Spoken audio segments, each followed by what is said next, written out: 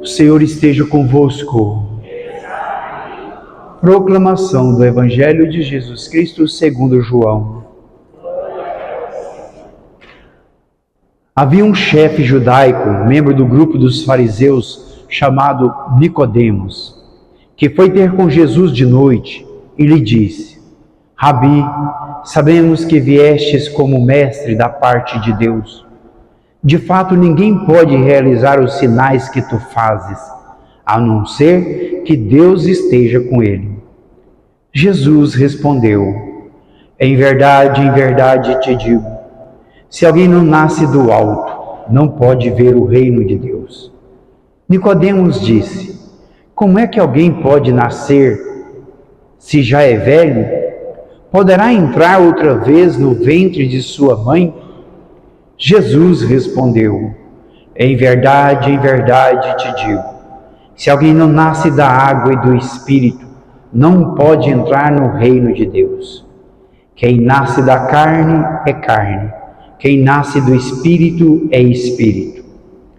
Não te admires por eu haver dito, vós deveis nascer do alto. O vento sopra onde quer, e tu podes ouvir o seu ruído, mas não sabe de onde vem, nem para onde vai. Assim acontece a todo aquele que nasceu do Espírito. Palavra da salvação. Ave Maria, cheia de graça, o Senhor é convosco. Bendita sois vós entre as mulheres, bendito é o fruto do vosso ventre, Jesus. Santa Maria, Mãe de Deus, rogai por nós, pecadores, agora e na hora de nossa morte. Amém. Louvado seja nosso Senhor Jesus Cristo. Amados irmãos e irmãs, nós estamos na segunda semana da Páscoa, refletindo e vivendo todas as realidades do início da igreja, né? Os apóstolos agora tomaram consciência de verdade, né?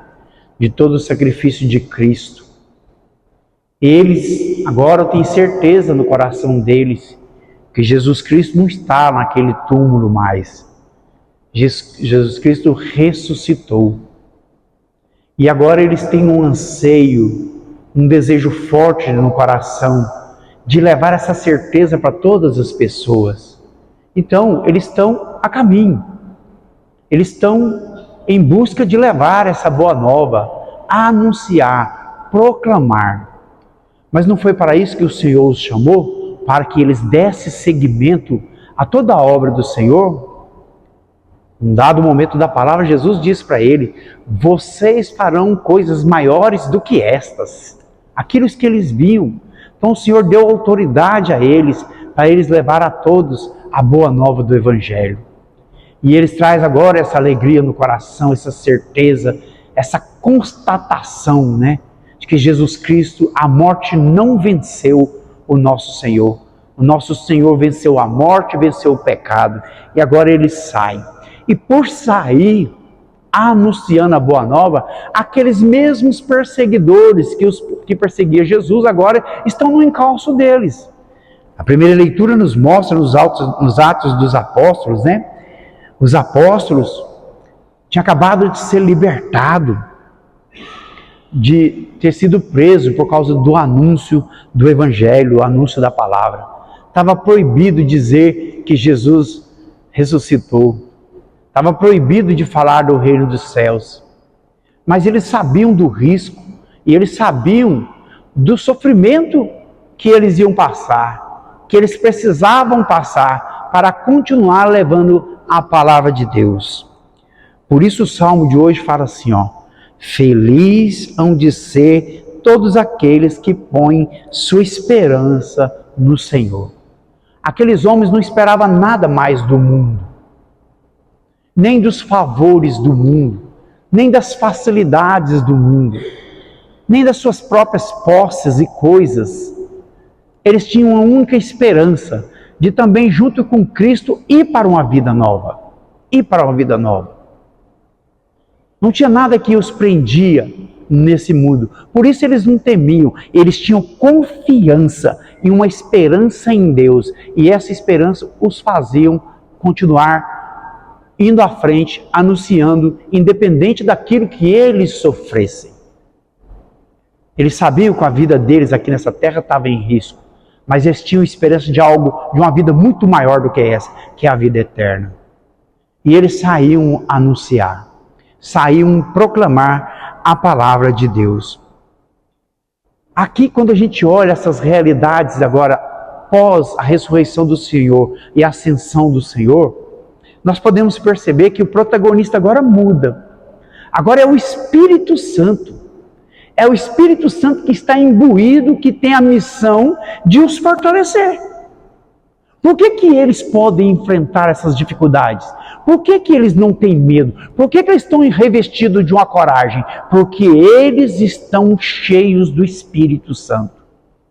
O protagonista desse tempo agora, que é o tempo da igreja, é o Espírito Santo que conduz, que ensina, que dá coragem, que tira a cegueira dos olhos, que faz eles entender que tem algo muito maior do que essas coisas da terra.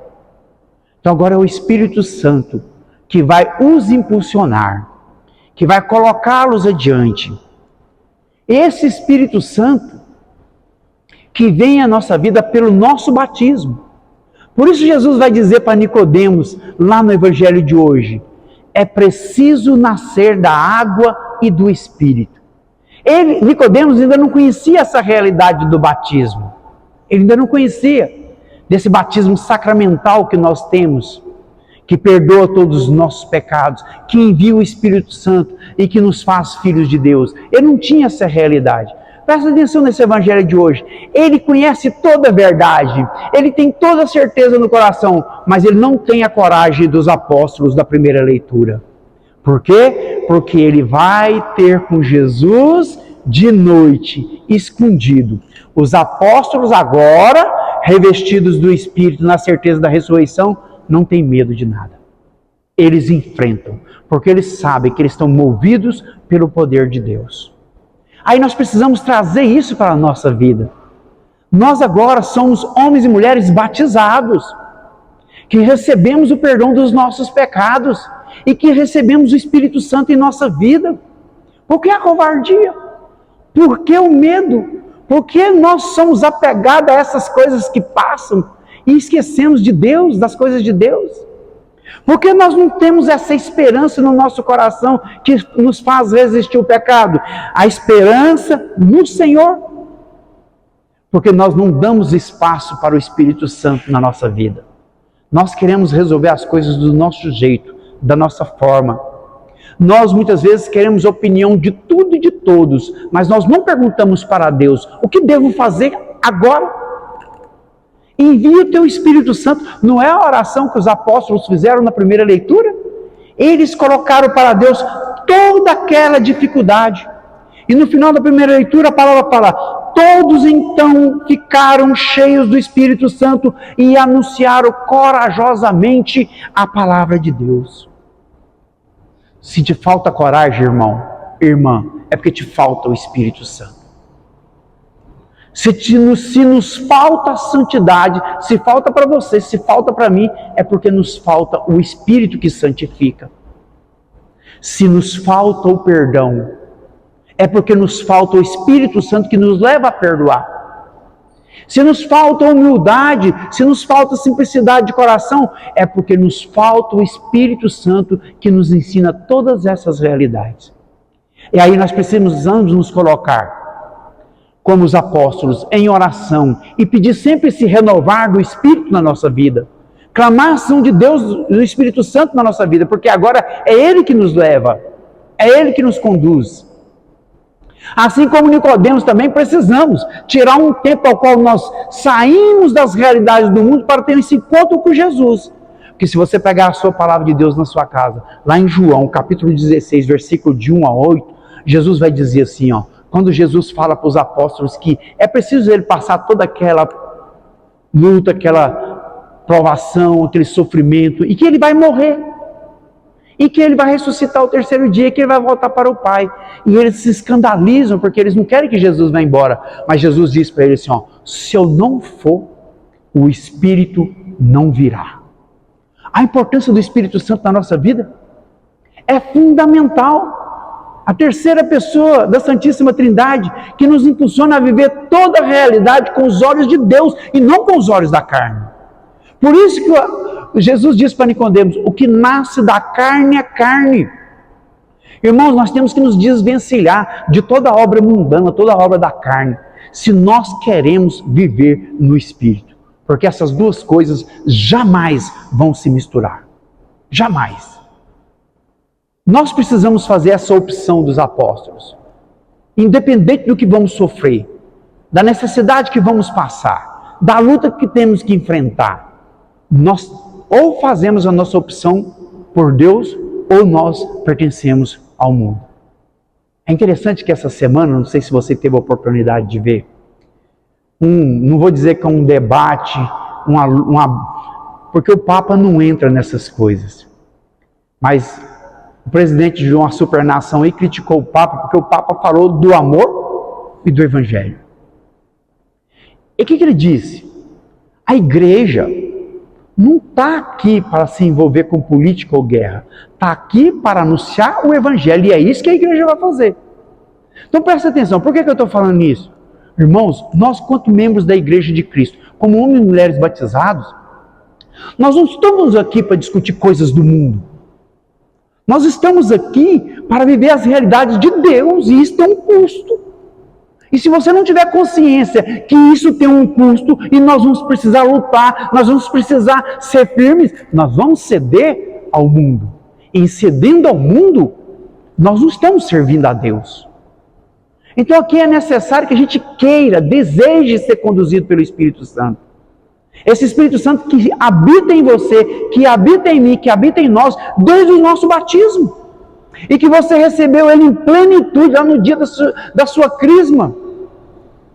O Espírito Santo precisa falar mais alto na nossa vida do que as nossas necessidades humanas, do que as nossas necessidades materiais, do que os nossos próprios interesses. O Espírito Santo precisa falar, porque esse é o verdadeiro valor daqueles que servem a Deus. Nós precisamos viver pelo Evangelho, por tudo aquilo que a igreja nos ensina, e não por doutrinas, ideais e coisas do mundo.